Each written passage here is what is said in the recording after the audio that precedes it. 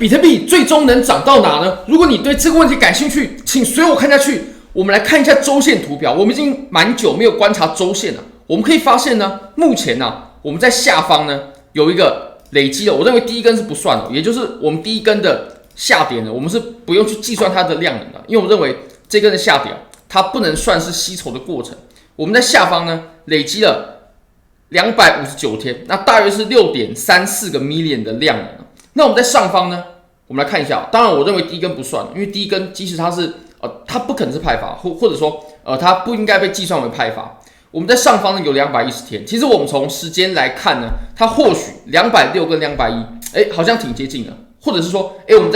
再走个几天，再走个1-2个月，它就会很接近了。但我们可以观察呢，它的量能差距啊，它量能累积起来的差异呢，其实是非常非常大的。我们在下方有6.4个 million 左右，我们在上方呢只有2.4个 million 了，这有蛮大的距离的，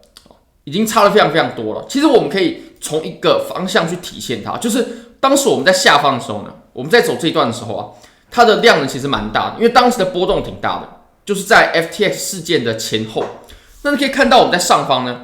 虽然说它累积的时间也不小，但我们最近的行情啊，绝大多数都是横向的震荡。而且呢，范围是越来越小。那量能呢，即使天数一样，但量能呢也就不能做比较了。所以我会认为啊，即使我们接下来下破25000的话呢，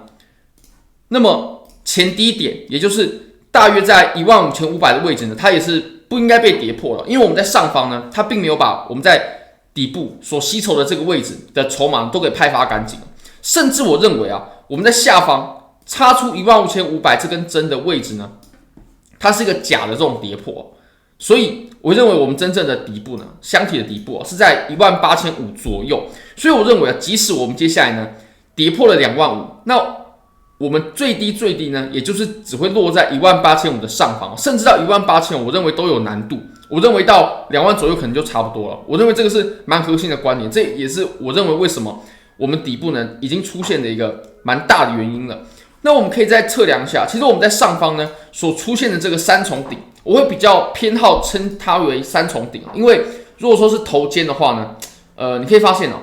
头肩啊，它的头部的距离呢要比较高才行，这样我们才能说它是头肩啊。那我们左右肩跟头部的距离差不了太多的情况下，我认为称它为3重顶会更适恰一些。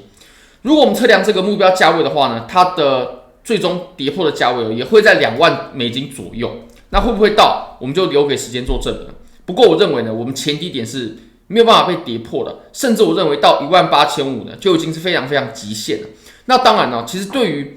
多头或者说等待我们2024牛市的各位朋友们来说呢，其实我们现在啊，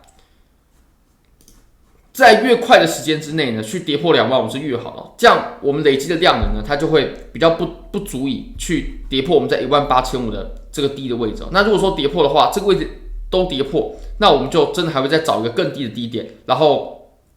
盘面就会再重新洗盘一次。那这个是我相信是期待牛市的大家都比较不想见到的情况。那我们来看到日线呢，我们可以发现其实有一个指标，我认为在这个时候呢，它就挺适合派上用场了，就是 RSI。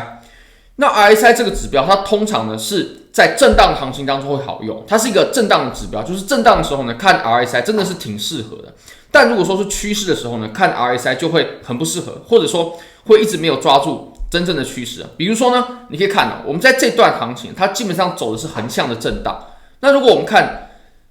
RSI 就会非常的精确，或者说它可以帮我们找出我们想找的位置。比如说，我们当时在这个位置，它是阶段性的顶部，那你可以看到它出现了顶背离的这种信号。然后我们在32000左右的时候呢，我们也是相对的顶部，它也出现了顶背离的信号。然后我们当时在25000左右呢，它是相对的底部，当然这是震荡行情所以我们出现了连续多个底背离的信号。那我们现在呢，你可以发现我们出现了一个顶背离的信号。那我们还可以证实一下，在趋势行情RSI 真的是不应该使用的。你可以看我们当时呢，从15500一直到31000左右的这段行情呢，它不断的出现顶背离。不过你可以发现呢，我们比特币其实都没有找到真正的顶部。那这也是为什么我们会强调这个指标呢，它应该要用在震荡的行情。那我会认为我们现在就是震荡了，除非去突破32000，或者说跌破25000。那当然，我们认为要突破32000呢是很困难的，至少在短期内是很困难的。所以我会认为呢，这个顶背离的指标呢，它就是有参考价值的，或者是说呢，我认为现在这个位置就是29000、29000-30000的位置呢，它其实离顶部呢并不会差距太多，或许它可以到最终，它或许可能可以到30000出头，或者说29000多，但我也会认为呢，现在的这个价位呢，其实离顶部就不会相差到非常非常多。好，真的我们还是回一下比特币的盘面。那当然了，除了看指标之外呢，我们也可以对比一下两段走势的区别。我们可以看到第一段呢，当时我们在这个位置，它有一条趋势线。那当然突破之后呢，有一波行情。后面呢，我们也有一条趋势线突破之后呢，它也有一波行情。我们可以仔细观察一下这条趋势线我们总共被压制了3次，第一次、第二次、第三次，然后我们后面呢也有1次、2次、3次的压制。那这3次的压制呢，其实我认为它就可以做类别，或者说我们就可以说明这条趋势线它是一条有意义的趋势线。如果说只有2个点的话呢，那它的意义恐怕就还没有被证实。那我们可以观察一下我们下方呢，当时它的区域或者说它累积蓄力的这个箱体呢，它是比较小的。那我们后面呢，蓄力的箱体是比较大的，你可以发现。但是呢，我们可以观察一下涨幅我们第一次的涨幅呢，它是非常的强劲、非常的猛烈的。我们无论从交易量，无论从 K 线的实体长度，还有 K 线的连续性、回调的幅度，都可以看得出来，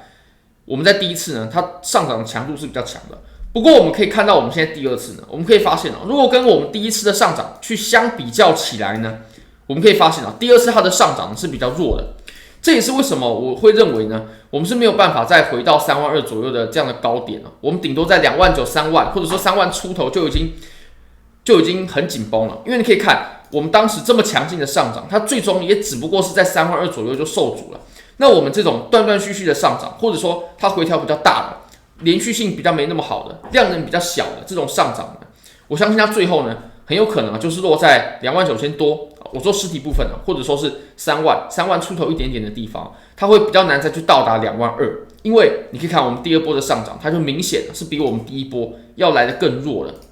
好，那当然也不止这些我们都从比较大级别来看待盘面。接下来呢，我们可以看一些小级别上，我们操作上我们值得注意的地方。我会认为短期内呢，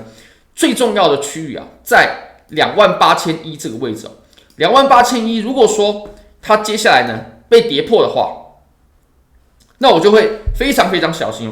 或者说我就会认为如果28000被跌破的话，那我们之前所到达的这个30000或者说实体部分大概在28500的位置呢，很有可能就是最高点因为这个地方它确实是一个在上涨当中确实不应该在短期内又立刻回来的地方。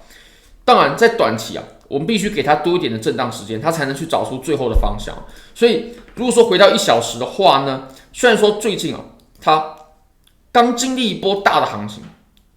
那我们能把握的这种趋势机会呢，或许会比较少，但是我们也可以抓住这些震荡的机会比如说我们可以在这个箱体的底部去考虑做多，然后拿到箱体的顶部，然后我们可以在顶部呢再回来开一张空单之类的。好，非常感谢各位。如果大家想参与这些交易机会的话呢，非常欢迎你点击影片下方的 Bybit 链接。现在只要 KYC 入金$100，就会赠送你$1000价值的比特币合约仓位。那 OKX 交易所，你只要 KYC 就会获得$10的体验金，你可以拿来做交易，你可以拿来开仓，盈利了你可以直接提币走。那你只要做任意金额的交易，不管是现货也好，衍生品也好，你就可以获得$20的体验金，这真的非常非常优惠。而且现在呢，也有赠送 OKX 的周边，你只要注册 OKX 之后，在下方填写你的 UID， 你就有抽奖资格了。不用做交易，也不用入金，完全没关系。好，非常欢迎各位可以帮我的影片点赞、订阅、分享、开启小铃铛，就是对我最大的支持。真的非常非常感谢各位，拜拜。